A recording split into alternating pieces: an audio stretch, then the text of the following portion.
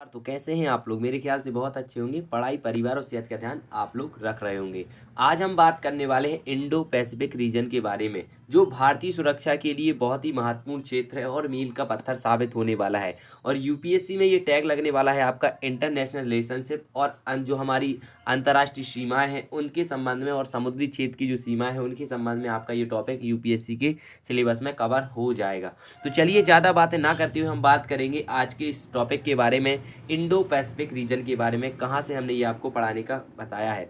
तो Indo Pacific region में आपको मुख्य रूप से बता दें हम तो Pakistan, Nepal, India, China, Thailand, Vietnam, Malaysia, Indonesia, Philippines और आपका न्यू गिनी आपको देखने को मिल जाएगा। ये सारे देश आपको इंडो पैसिफिक रीजन, और आधा ऑस्ट्रेलिया भी आपका यहाँ इसमें शामिल आपको दिखाई दे जाएगा। तो यहाँ पे आपको याद भी रखना है, पूछ सकते हैं आपके एग्जाम में कि कौन कौन से देश इंडो पैसिफिक रीजन के अंतर्गत आते हैं। तो आपका एक इंडिया हो जाएगा, नेपाल हो जाएगा, बांग्लादेश हो जाएगा, पाकिस्तान हो जाएगा, म्यांमार हो जाएगा, थाईलैंड हो जाएगा, चाइना हो जाएगा, मलेशिया हो जाएगा, इंडोनेशिया हो जाएगा, पापुआ न्यू गिनी हो जाएगा, ऑस्ट्रेलिया हो जाएगा और फिलीपींस आपको देखने को मिल जाएगा। तो इन सारी बातों को आपको याद रख लेना है कि ये सारे जो देश हैं ये आपके क्या है, इंडो पैसिफिक रीजन के अंतर्गत शामिल होते हुए दिखाई दे रहे हैं। और इंडियन ओशियन क्यों कहा जाता है तो आप हमें कमेंट सेक्शन में जरूर बताइए कि इंडियन ओशियन कहा जाने का मुख्य कारण ये है। तो यह मुख्य रूप से हम आपको जानकारी के लिए बता दें कि यह हमने आपको द हिंदू की 3 तारीख के एडिटोरियल से लिया हुआ है। Connecting India's east with the Indo Pacific region से ये टॉपिक हमने आपके लिए उठाया है। और टैग आपको पहले ही बता दिया गया है, भारत और इसके पड़ोसी देश, लुक ईस्ट और एक्ट ईस्ट नीति को भी हम इसमें शामिल करने वाले हैं। तो यहाँ पे आप मैप तो देख पा रहे होंगे। ये मैप जो है इसमें आप लोग जो भारत के पड़ोसी देश हैं और साथ ही साथ कहाँ कहाँ तक भारत का जो इंडो पैसिफिक रीजन आपको शामिल होता दिखाई दे रहा है, ये मैप में ये दर्शाया गया है। इसके बाद हिंद प्रशांत एक नवीन अवधारणा है, लगभग महज 1 दशक पुरानी, हालांकि इसके महत्व में तेजी से वृद्धि हुई है।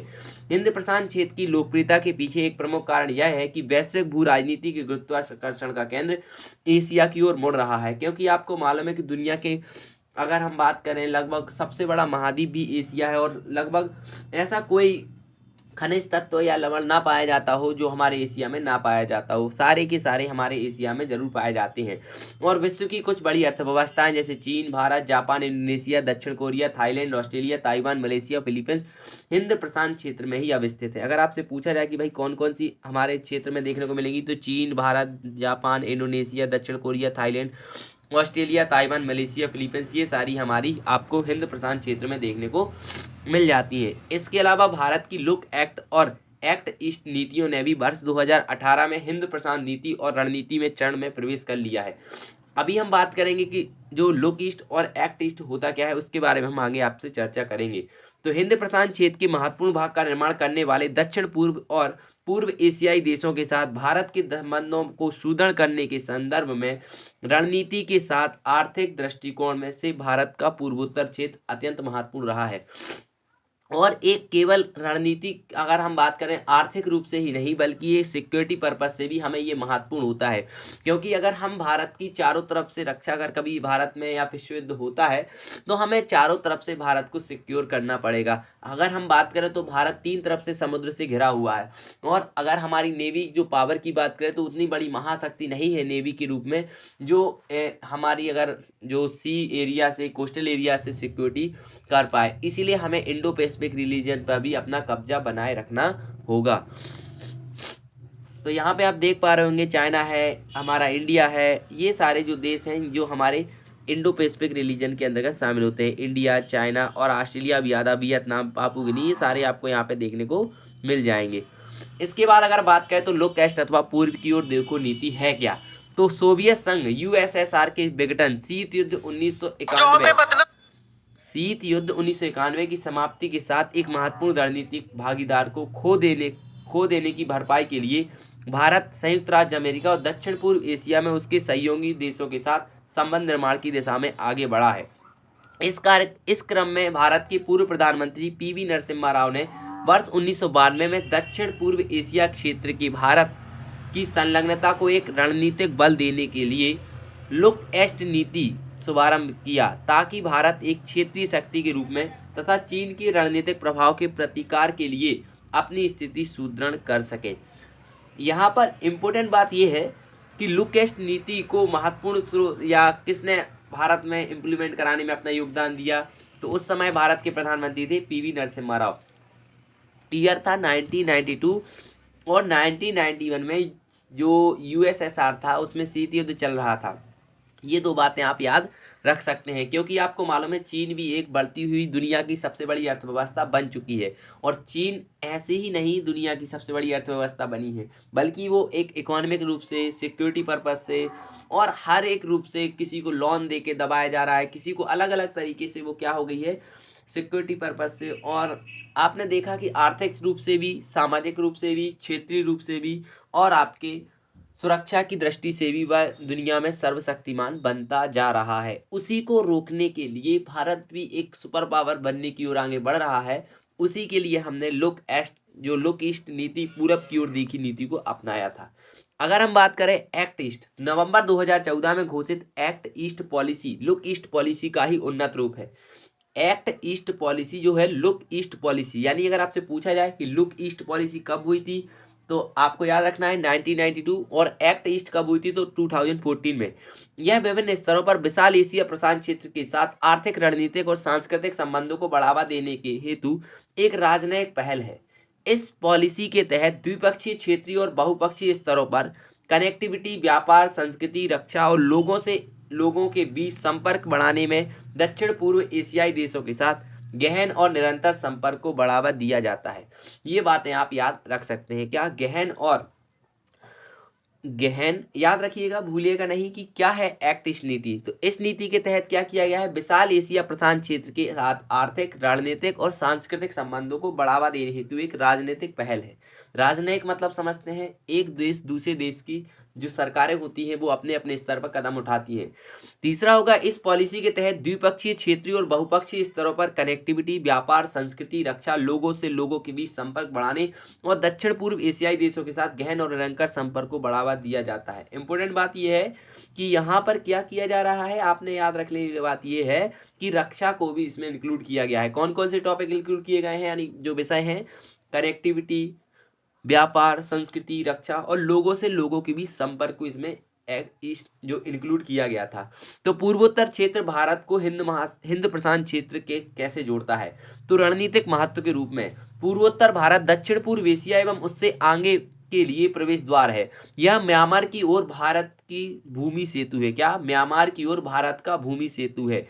अगर हम बात करें, अगर हमें कहीं भी जाना है, अगर हमारी उस देश से दुश्मनी है तो हम समुद्र के रास्ते उस नहीं जा सकते हैं। भारत की एक्ट ईस्ट नीति पूर्वोत्तर राज्यों को भारत के पूर्व की ओर संलग्नता की क्षेत्रीय अग्रिम पंक्ति पर रखती है। अगर हम बात करें इसका आर्थिक महत्व है, तो पूर्वोत्तर राज्यों में निवेश के लिए मूल रूप से दो मोर्चे, क्षेत्र की रणनीतिक स्थिति बृहद भारतीय क्षेत्रों के उत्पाद बाजारों को दक्षिण और दक्षिण पूर्व एशिया के सुदृढ़ बाजारों से जोड़ती है। शक्तिशाली इनपुट बाजार का अस्तित्व क्षेत्र, सामाजिक विविधता, सांस्कृतिक और समृद्धि, भौतिक संभावित ऊर्जा आपूर्ति केंद्र, मानव सस्ता कुशल श्रम और प्रकृति, खनिज और वन पूंजियों को उत्प्रेरित करता है। आधारभूत संरचना का विकास है। तो देखिए, जापान दशकों से इस क्षेत्र के सभी राज्यों के अवसंरचना, विशेष रूप से सड़क संपर्क के विकास और आधुनिकीकरण के संलग्न है। जापान द्वारा वर्तमान में ब्रह्मपुत्र नदी पर धुबरी फुलवाड़ी पुल का निर्माण सहयोग किया जा रहा है। याद रख सकते हैं आप लोग कि जापान अभी वर्तमान में धुबरी फुलवाड़ी पुल के निर्माण में सहयोग कर रहा है। पूछा भी जा सकता है कि ब्रह्मपुत्र नदी पर धुबरी फुलवाड़ी पुल जो बनाया जा रहा है वो किस देश के सहयोग से बनाया जा रहा है, तो जापान के सहयोग से बनाया जा रहा है, आप याद रख सकते हैं।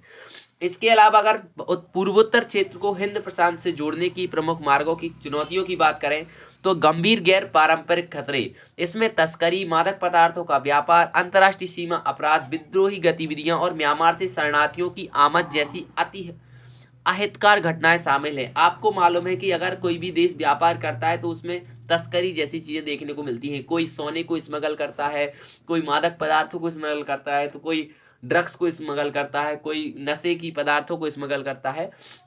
वो सारी हमारे यहाँ पे चुनौतियां देखने को मिलेंगी।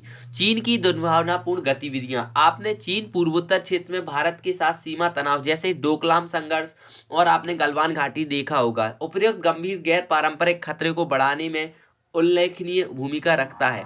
कभी कभी वो इतना ज़्यादा हो जाता है कि देश के कई सैनिक शहीद भी हो जाते हैं। पूर्वोत्तर क्षेत्र में उग्रवादी समूह का चीन द्वारा वित्त पोषण किया जाना सिद्ध हुआ है, जैसे वर्ष 1979 में United liberation front of Assam का वित्त पोषण किया गया। यानी कि कुछ ऐसे नक्सलाइड एरियाज हैं, जो कुछ समूह है जो चीन उनको पैसे देता है और उत्पाद बचाने के लिए भारत में उनको अग्रेसिव कराता है। आंतरिक सुरक्षा के लिए चिंताएं क्या है, तो चरमपंथी और उग्रवादी समूह जो भारतीय सुरक्षा बलों से बचाने के लिए अंतर्राष्ट्रीय संबंध रखते हैं तथा म्यांमार जैसे पड़ोसी देशों में सुरक्षित आश्रय का उपयोग करते हैं, और क्षेत्र में पाकिस्तानी ISI जैसे अंतर्राष्ट्रीय खामियां एजेंसियों की कथित उपस्थिति और सक्रियता एवं अन्य प्रमुख चिंताएं हैं जो पूर्वोत्तर क्षेत्र की क्षमताओं के इष्टतम उपयोग में बाधा डालती हैं। इसके अलावा प्रगति और विकासात्मक चुनौतियां ये है कि शेष भारत से अलगाव, कुशल बुनियादी ढांचे की कमी, बदहाल सड़कें, संपर्क और औद्योगिक विकास की धीमी गति पूर्वोत्तर क्षेत्र के पिछड़ेपन का प्रमुख कारण है। पूर्वोत्तर क्षेत्र आपको मालूम है जो 7 सिस्टर कहलाती हैं वही होती है पूर्वोत्तर क्षेत्र। इसके अलावा पूर्वोत्तर क्षेत्र के उत्थान के लिए क्या किया जा सकता है, तो पूर्वोत्तर से एक्ट ईस्ट नीति का व्यापक कार्यान्वयन पूरे देश के लिए प्रासंगिक है, लेकिन पूर्वोत्तर क्षेत्र के दीर्घकालिक विकास के लिए यह विशेष रूप से महत्वपूर्ण है। इसके कार्यान्वयन का एजेंडा पूर्वोत्तर क्षेत्र की राज्य सरकारों के साथ सक्रिय सहयोग से तैयार किया जाना चाहिए। सीमा और कनेक्टिविटी संबंधी मुद्दों का प्रबंधन। कनेक्टिविटी वाणिज्य को बढ़ावा देती है और इसलिए पूर्वोत्तर क्षेत्र के लिए हवाई संपर्क को प्राथमिकता से स्थापित किया जाना चाहिए। सड़क और रेल परियोजना का विकास भी आपदा प्रतिरोधी उपायों के अनुसार किया जाना चाहिए। एक निष्पक्ष मूल्यांकन से पता चलता है कि भविष्य के सीमा प्रबंधन और सड़क संपर्क के लिए पर्याप्त अवसर मौजूद हैं जो कार्यात्मक और जन केंद्रित दोनों हैं। पूर्वोत्तर क्षेत्र के विकास में जापान भारत का प्रमुख भागीदार रहा है। अन्य देशों के साथ ही ऐसी भागीदारियों का लाभ उठाने की आवश्यकता है। बृहद रोजगार अवसर। पूर्वोत्तर क्षेत्र के स्थानीय विश्वविद्यालयों द्वारा हजारों स्नातक तैयार किए जा रहे हैं। इन युवाओं के जीवन स्तर को ऊपर उठाने के लिए उपयुक्त नौकरियों और रोजगार के अवसरों का सृजन किया जाना चाहिए। ये आपको उत्थान के लिए कुछ कदम उठाने हैं। जब भी आप कोई आंसर लिखते हैं, अगर आप असिस्टेंट कमांडेंट में लिखते हैं, UPSC सिविल सर्विसेज में लिखते हैं, तो उसको आपको इंट्रो देना है। कौन कौन सी योजनाएं लॉन्च की गई हैं, क्या क्या किया गया है, उसके प्रमुख चुनौतियां, क्या किया जा सकता है और आपके अनुसार उसमें क्या किया जाना चाहिए, ये सारे लिख के आप इसका आंसर कंप्लीट कर सकते हैं। और प्रश्न है आपके लिए, भारत के पूर्वोत्तर क्षेत्र को हिंद प्रशांत क्षेत्र से जोड़ने के निहितार्थ की चर्चा कीजिए। तो मुझे उम्मीद है आपको हमेशा की तरह लेक्चर बहुत पसंद आया होगा। चैनल को लाइक शेयर सब्सक्राइब जरूर कीजिएगा। मिलेंगे एक नई वीडियो के साथ, तब तक के लिए नमस्कार। हमारा पटवारी का नया बैच स्टार्ट होने वाला है, तो 10 तारीख से रात 8:30 बजे से लाइव क्लास ज्वाइन कीजिए और एंजॉय कीजिए हमारी पटवारी के बैच को। बहुत बहुत धन्यवाद। जय हिंद।